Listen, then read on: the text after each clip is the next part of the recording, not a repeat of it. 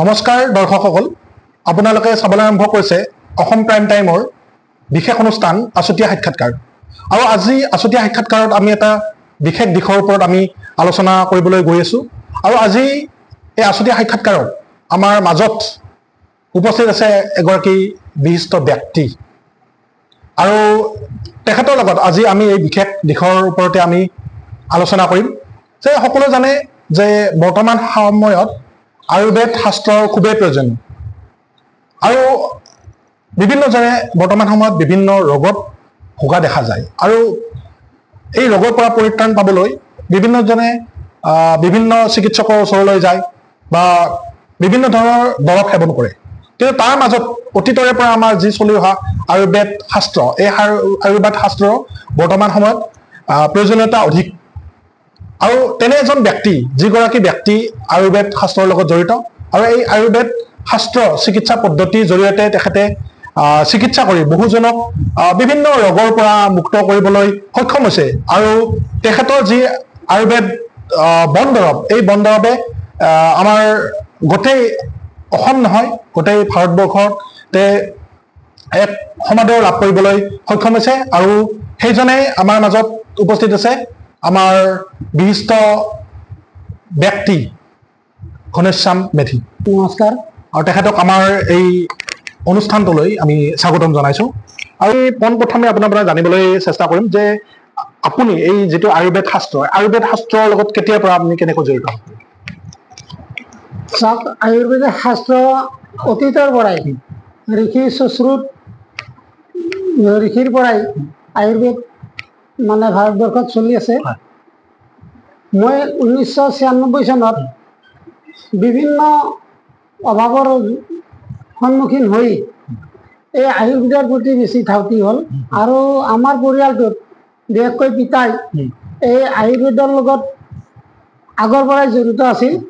আৰু পিতাৰ পৰা বহুতখিনি মই আয়ুৰ্বেদ সম্পৰ্কে, গছ গছনি সম্পৰ্কে জ্ঞান আহৰণ কৰিছিলোঁ।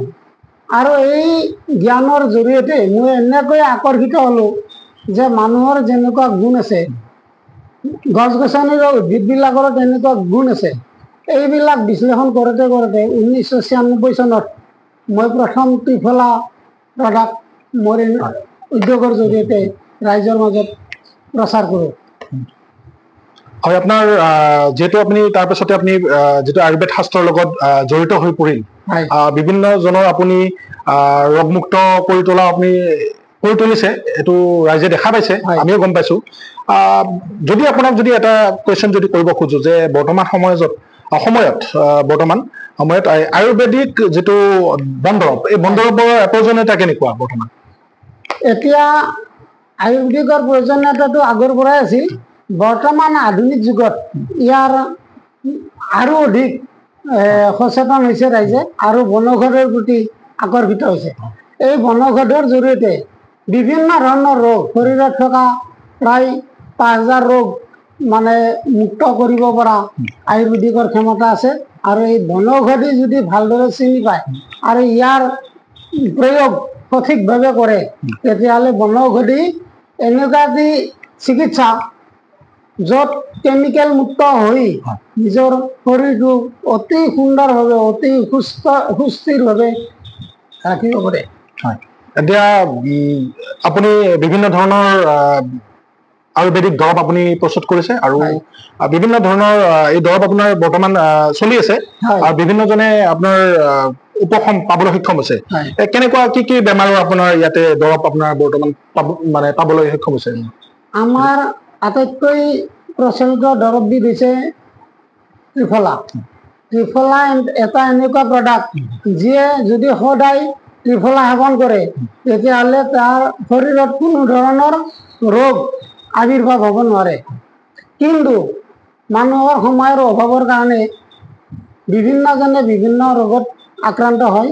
তাৰ ভিতৰত আমি মধুমেহ, উচ্চ ৰক্তচাপ, নাৰ্ভৰ সমস্যা, গাঁঠি বিষৰ সমস্যা, বাত বিষ, এই মানুহৰ ছেক্সুৱেল সমস্যা, মানুহৰ চুলিৰ সমস্যা, মানুহৰ দাঁতৰ সমস্যা, এই সকলোবিলাকক সামৰি আমি প্ৰায় 80টা মান প্ৰডাক্ট কৰিছোঁ। আপুনি বিভিন্ন ধৰণৰ বেমাৰৰ ঔষধ বনদৰৱ ইতিমধ্যে প্ৰস্তুত কৰিছে। বিভিন্নজনে আপোনাৰ বিষয়ে জানিবলৈ ইচ্ছা কৰে বা বিধান বিচাৰে, হয়নে? আপুনি কেইবাটাও টিভি চেনেলত আপুনি উপস্থিত আছিলে, প্ৰতিকাৰ প্ৰদান কৰিছিলে। আৰু দৰ্শকসকলৰ পৰা এটা প্ৰশ্ন আছে যে বৰ্তমান সময়ত বহুখিনি মানুহ ধৰক মানে কি এনেকুৱা লিভাৰৰ সমস্যা বা গেষ্ট্ৰিক এনেকুৱা ধৰণৰ বেমাৰত ভোগে। এতিয়া এই যিটো মানে চলি থাকে লিভাৰ সমস্যাই হওক বা গেষ্ট্ৰিকে হওক, যিটো এই বেমাৰটো এই আমাৰ চলি থকা এই বেমাৰটো কেনেকুৱা মানে প্ৰক্ৰিয়াৰ দ্বাৰা মানে সমাধান কৰিব পাৰি? কিবা ঘৰুৱা কিবা উপায় এনেকুৱা আছে নেকি? এনেকুৱা উপায় বহুতে আছে। যিবিলাকৰ গেছৰ সমস্যা হয় তেখেতসকলে সদায় গৰম পানী, আমি চাহ খাওঁতে যিটো গৰম অনুভৱ কৰি চাহ খাওঁ তেনেকুৱা গৰম পানী সদায় খাব লাগে। আৰু পানী খাওঁতে সদায় ধীৰে সুস্থিৰে খাব লাগে, যে বেছি দৌৰা দৌৰিকৈ খাব নালাগে। যিবিলাকৰ অত্যাধিক গেছৰ সমস্যা, পেট ফুলি থাকে, কিবা খালে পেটটো ভৰি যায় বা জ্বলা বুৰা উগাৰ আহে বা গলত জ্বলন হয়, বুকত জ্বলন হয়, লেট্ৰিন ঠিকমতে খোলোচা নহয়, তেনেকুৱা বিলাকে যদি অকল পানীৰে চিকিৎসা কৰে তেতিয়াহ'লে তেওঁ গৰম পানী খোৱাটো ভাল। আৰু তেওঁ ভালদৰে যদি গৰম পানী ব্যৱহাৰ কৰে তেতিয়াহ'লে গেছৰ সমস্যা বহু পৰিমাণে 90% মানে যদি দৰ্শকসকলে আমাৰ যদি আপোনাৰ যিটো দিছে বিধান যদি নিয়মিতভাৱে কৰে নিশ্চয় সুফল পাব। ইয়াৰ উপৰিও মেডিচিন হিচাপে যদি চাই তো আমি আজৱাইন, যিটো জনীগুটি বুলি কওঁ, বহুতে জনীগুটি বুলি কয়, তো পিপলি, জালুক, আদাই হজম শক্তি বঢ়ায়, আজৱাইনে হজম শক্তি বঢ়ায়। তো জংগী হয়তকী বুলি এটা শিলিখা পোৱা যায় য'ত চিডলেছ, ভিতৰত গুটি নাথাকে। তো এইবিলাকৰ মিশ্ৰণ কৰি তেওঁলোকে যদি এই পাউডাৰ খায় তেতিয়াহ'লে গেছৰ সমস্যা 7 দিনত তেওঁ বিচাৰি নাপাব যে তেওঁৰ যে গেছ আছে। তো এইটো এটা ঘৰুৱা বিধান আছে। আৰু কিবা মানে এনেকুৱা দৰৱ কিবা প্ৰস্তুত কৰিছে নেকি আপোনাৰ? আমাৰ তেনেকুৱা দৰৱ আছে। গেছান্তক বুলি এটা আমি বড়ি বনাইছো। এই 100টা মান বড়ি আমি এটা টেমাত দিওঁ। তো এই যদি এটা বড়ি ৰাতিপুৱা খালী পেটত খায় তেওঁৰ গেছৰ সমস্যা একেবাৰে নাইকিয়া। আৰু এটা মানে বৰ্তমান সময়ত প্ৰয়োজন শিক্ষাৰ্থীসকলৰ কাৰণে কিবা স্মৃতি শক্তি বৃদ্ধি কৰাৰ কিবা মানে প্ৰাকৃতিক এনেকুৱা বনদৰৱ বা আপুনি কিবা প্ৰস্তুত কৰিছে নেকি? এইটো মানে জানিব বিচাৰে ছাত্ৰ ছাত্ৰী। এইটো অতি প্ৰয়োজনীয় কথা। ব্ৰাহ্মী শাক আমাৰ সকলোৰে ঘৰত থাকে, প্ৰায় মানুহৰে থাকে। 60% মানুহৰ ব্ৰাহ্মী শাক ঘৰত পোৱা যায়। নিয়মিত যদি ব্ৰাহ্মী শাক ঘিৰে ভাজি খায়, নিয়মিত সদায় খাব নোৱাৰে ছাত্ৰ ছাত্ৰীসকলে, অলপ তিতিকিৰ কাৰণে, ইয়াৰ সোৱাদটো তিতিকিৰ কাৰণে। তো ব্ৰাহ্মী ঘৃত, ব্ৰাহ্মীখিনি ভালদৰে পেষ্ট বনাই ঘিত যদি মিক্স কৰিও খায় তেতিয়াও তেওঁ সুফল পায়। আৰু ভাজিৰ লগত ভাজি খালেও অত্যন্ত উপকাৰী। হয়, আপোনাৰ পৰা সঁচাকৈ দুটা ভাল বেমাৰৰ বিষয়ে আমি জানিব পাৰিলো। লগতে আপুনি ছাত্ৰ ছাত্ৰীৰ কাৰণে যিটো স্মৃতি শক্তি বৃদ্ধিৰ যিটো উপায় দিলে সেইটো খুব লেখত ল'বলগীয়া। আৰু আপোনাৰ ইতিমধ্যে গম পাইছো আপোনাৰ পৰাও জানিব পাৰিছো যে আপোনাৰ কৃষ্ণগুৰু যিখন আধ্যাত্মিক বিশ্ববিদ্যালয়, এই আধ্যাত্মিক বিশ্ববিদ্যালয়ত আপোনাৰ যিটো বনদৰৱ প্ৰস্তুত বা পেকেজিঙৰ এই সম্পৰ্কত আপোনাৰ তেওঁলোকৰ ছাত্ৰ ছাত্ৰীক বিদ্যালয় আধ্যাত্মিক বিশ্ববিদ্যালয়খনৰ ছাত্ৰ ছাত্ৰীক প্ৰশিক্ষণ দিয়াৰ কাৰণে কিবা এটা চুক্তিত আপুনি তেওঁলোকৰ লগত সম্পূৰ্ণ হৈছে। চুক্তি এটা কেনেকুৱা মানে? হয়, আমি যোৱা 30 তাৰিখে কৃষ্ণগুৰু আধ্যাত্মিক বিশ্ববিদ্যালয়ৰ লগত এখন MOU কৰিছো যে আমি যেনেকৈ বনৌষধবিলাক প্ৰস্তুত কৰোঁ, এই অকল আমাৰ মাজতে সীমাবদ্ধ নাৰাখি আজি ছাত্ৰ ছাত্ৰীসকলক শিকালেহে ভৱিষ্যতলৈকে এই বনৌষধবিলাক মানে আমি অসমত পাম। আৰু আমাৰ এই ক্ষুদ্ৰ অনুষ্ঠানটো তেওঁলোকৰ দৃষ্টিগোচৰ হৈছে। আৰু আমি যে অতি সুন্দৰভাৱে GMP লৈ আমি ইণ্ডাষ্ট্ৰী গঠন কৰিছো, গভৰ্ণমেণ্টৰ আয়ুষ ডিপাৰ্টমেণ্টৰ গোটেই নিয়ম পালন কৰি আমি বনৌষধ প্ৰস্তুত কৰি আছো। কলেজে বিশ্ববিদ্যালয়ে তেওঁলোকে আমাক মাতি নিলে আৰু আমি কেনেকৈনো বনৌষধ প্ৰস্তুত কৰোঁ সেইখিনি তেওঁলোকৰ ছাত্ৰ ছাত্ৰী বা শিক্ষকবৃন্দ বা সমাজত এটা এৱাৰনেছ কেম্প গঠন কৰাৰ কাৰণে, বনৌষধৰ ওপৰত এৱাৰনেছ কেম্প গঠন কৰাৰ কাৰণে আমাৰ মাজত এখন MOU চুক্তি হয়।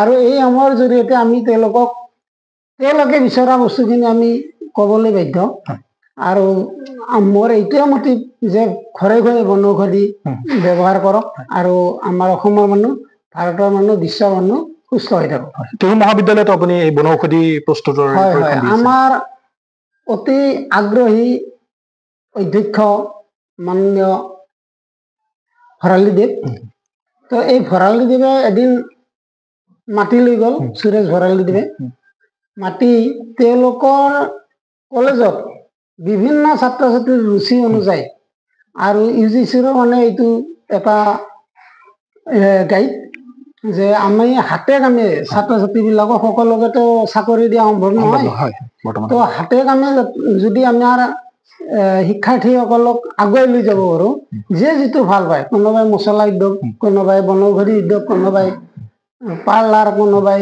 এমব্ৰইডাৰী কোনোবাই কাঠফুলা বা মাছৰুম তো এইবিলাক প্ৰস্তুত কৰিও স্বাৱলম্বী হ'ব পাৰে খুব কম পুঁজিৰ জৰিয়তে তেওঁলোকে স্বাৱলম্বী হ'ব পাৰে আৰু তাৰ কাৰণে মোকো এটা মই তিহু কলেজৰ ছাত্ৰ হিচাপে মোক তেওঁ টানি অনুৰোধ জনালে আৰু তেখেতৰ লগতো আমাৰ এখন চুক্তি হ'ল কলেজৰ লগত হৈ মই প্ৰতি শুক্ৰবাৰ আৰু শনিবাৰে প্ৰতি সপ্তাহৰ শুক্ৰবাৰ আৰু শনিবাৰে